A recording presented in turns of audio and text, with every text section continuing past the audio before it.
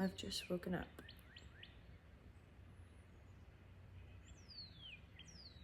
I'm still sitting in my bed.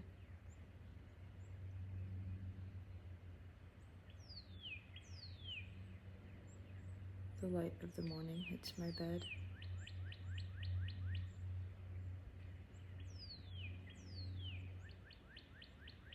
I have the phone propped up on my open window sill.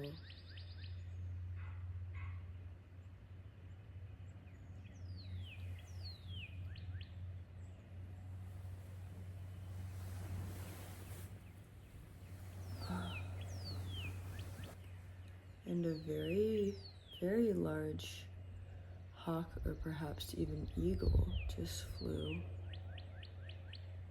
overhead, right above. Today's reminder is anxiety is the dizziness of freedom.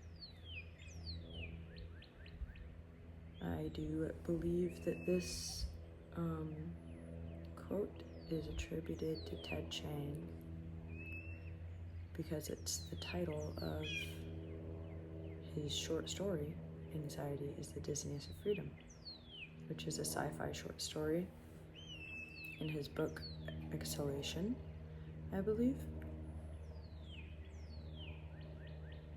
I think it's the last story in the book, if I'm not mistaken.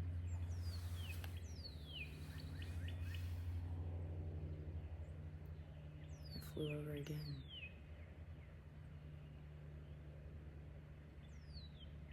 I would certainly recommend reading his short stories. I can say they've changed my life in a lot of ways and maybe will continue to do so.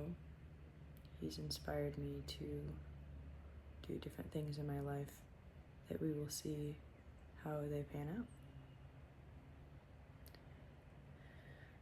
But to get on to the reminder itself, anxiety is the dizziness of freedom.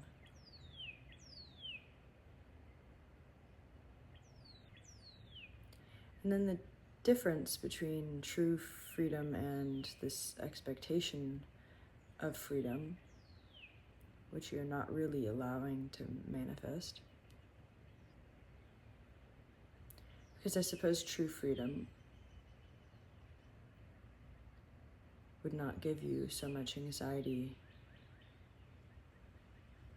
as the concept of freedom to somebody who remains a prisoner. When you have so many choices and there are infinite paths to be followed, infinite possibilities, which is the truth,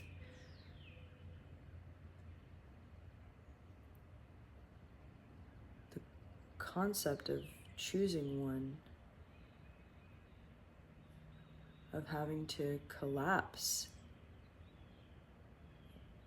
the infinite into a finite statement, form, moment, feels disturbing to someone who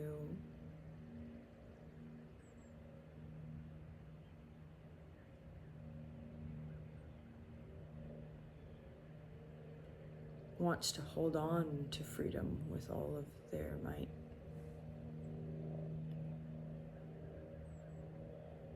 And those who wish to hold on to freedom must be the unfree. For if you were truly free in every sense of the word, then what use is it to hold on to the freedom? Is that not a restriction in and of itself? The anxiety of choice is also a type of collapse in and of itself. Getting to the edge of something, fearing jumping off one way or the other, And so you'd rather curl into a ball right there at the edge of the cliffside. Perhaps one day you'll jump off into another path, but at the moment your path is right there at the edge of the cliff, which is its own thing. So you've not prevented a collapse. You've simply collapsed into the reality of indecision.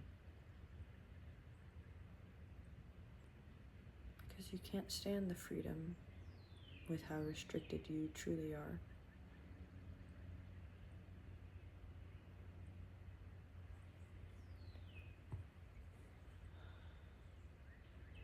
True freedom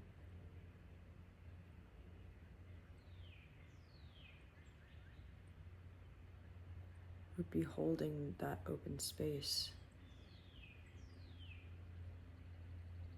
in all moments. It may look, from an outside perspective, I suppose, that you're continuously collapsing, choosing things, putting your right foot forward instead of your left in that moment, eating this thing and not this thing, choosing to eat at all versus to starve. But you're not thinking of it that way.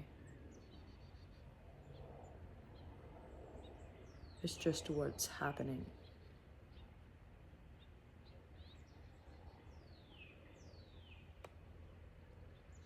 There's no one left to choose the collapse.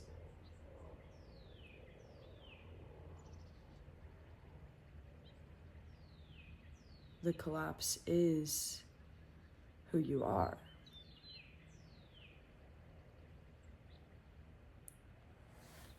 You're just a constant, almost right on the edge of... You are a constant collapse.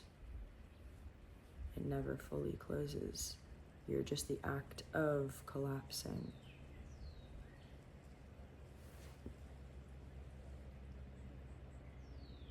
Sort of like how planets orbit the sun.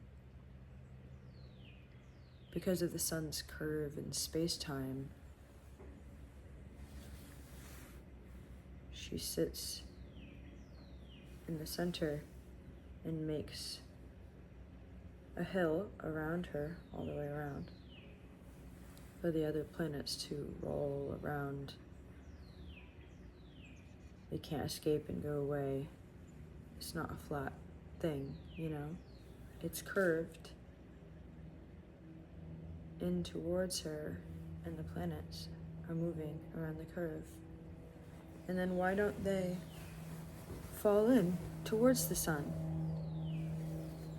Because of how fast they're moving, they stay on the edge of the hillside, never falling in. It's sort of like how, if you've ever been to a racetrack, not the gas station, but a real racetrack with race cars, and some of them, if not most of them or all of them, have curved sides of the track itself. It's not like a normal flat road. It's curved like this because the cars are going so fast.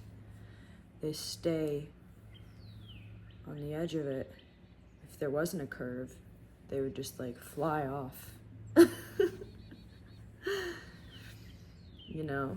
Or if you're running around a hill, like if you're running on a steep hillside, if you keep running fast enough, you won't fall down towards the bottom of the hill if you just keep running fast enough. But as soon as you stop, since your body is tilted, you might fall.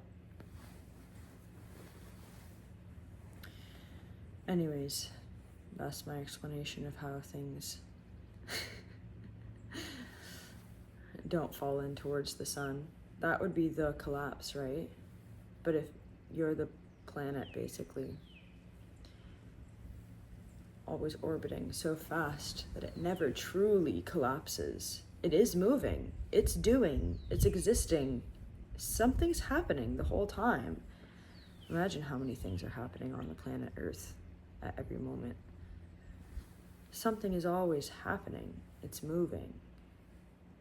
But it's never fully collapsed. It's always in process. It's always on the way. It's always on the way. No choice that you make is the true choice, the true end-all be-all collapse. You're always on the way. There's no end, there's no finale. Just another step in the process.